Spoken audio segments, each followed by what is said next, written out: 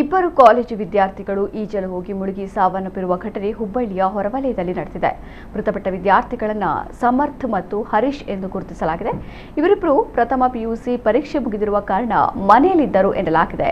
ಬೇಸಿಗೆಯ ಸೆಕೆ ತಾಳಲಾರದೆ ಇಬ್ಬರು ಸ್ನೇಹಿತರು ಮನೆ ಸಮೀಪ ಇರುವ ನಿರ್ಮಾಣ ಹಂತದ ಹೊಂಡಕ್ಕೆ ಈಜಲು ತೆರಳಿದರು.